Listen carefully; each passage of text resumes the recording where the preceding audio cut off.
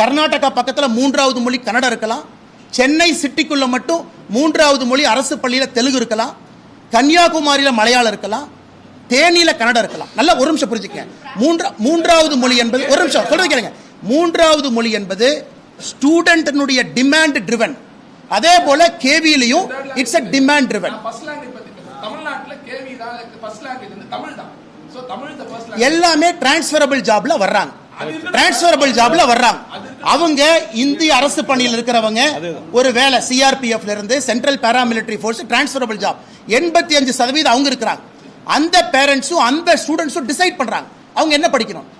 அதை பண்ணி நீங்க தப்புன்னு சொல்லுவீங்க. புதிய கல்விக் கொள்கையில ஃபர்ஸ்ட் லாங்குவேஜ் தாய்மொழி ரீஜனல் லாங்குவேஜ் தமிழ்நாட்டில் உள்ள கேவியில ஃபர்ஸ்ட் லாங்குவேஜ் தமிழ் மொழியா தான். அண்ணே தமிழ்நாட்டில் இருக்கக்கூடிய கேவி புரிஞ்சுக்கங்க 85% நான் தமிழ் அங்க படிக்கிறாங்க.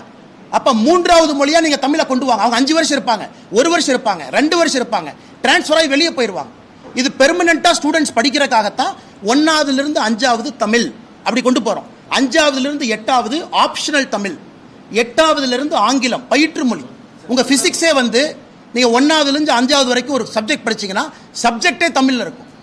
ஸோ கிரடேஷன்ல போறாங்க.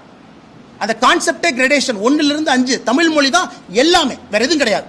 5ல இருந்து 8 அங்கதான் நடக்கணும். புதிய கல்விகளும் அதான் நடக்கணும். அவங்க டிரான்ஸ்ஃபரபிள் ஜாப்ல வர்றாங்கன்னா டிரான்ஸ்ஃபரபிள் ஜாப்ல வர்றாங்க. 2 வருஷம் இருப்பாங்க, 3 வருஷம் இருப்பாங்க, கிளம்பி போயிருவாங்க. எப்படி அவங்கள வந்து நீ 12 வருஷமும் தமிழ் படின்னு எப்படி கட்டாயப்படுத்துவீங்க? அது என்ன நியாயம்? என்ன நியாயம்?